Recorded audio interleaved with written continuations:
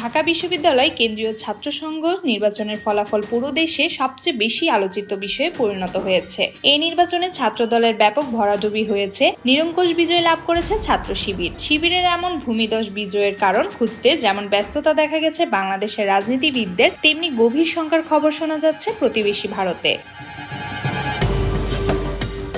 আওয়ামী লীগ ছিল ভারতের গৃহপালিত প্রাণীর মতো, দিল্লির ইচ্ছার বাইরে কোনো কাজ করেনি শেখ হাসিনা। তবে আওয়ামী লীগ পতনের পর বিএনপির সঙ্গে নাকি সম্পর্ক স্বাভাবিক করার চেষ্টা করেছিল ভারত, এমন গুঞ্জন শোনা যাচ্ছিল। বিএনপিও অনেকটাই আওয়ামী লীগ স্টাইলে মুক্তিযুদ্ধ ইস্যুতে বিভক্তির চেষ্টা করছিল, কিন্তু তারই মধ্যে ডাকসু নির্বাচন যেন স্পষ্ট হয়ে গেল বাংলাদেশের জনগণের চাওয়া, আর এটাই উদ্বেগের জন্ম দিয়েছে ভারতের নির্ধারিতদের মনে।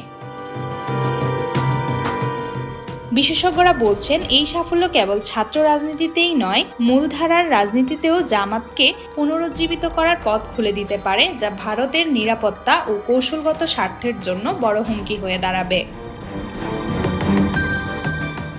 ভারতের বিরোধী দল কংগ্রেসের জ্যেষ্ঠ নেতা শশী থারুর শিবিরের বিজয়ের শঙ্কা প্রকাশ করছেন। সামাজিক যোগাযোগ মাধ্যম এক্সে দেওয়া এক পোস্টে তিনি বলেন, আগামী বছর ফেব্রুয়ারিতে কি জামাতে ইসলামের সরকার গঠন দেখা যাবে? ঢাকা বিশ্ববিদ্যালয়ে ছাত্র শিবিরের এই জয়ের প্রভাব জাতীয় নির্বাচনে কতটুকু পড়বে?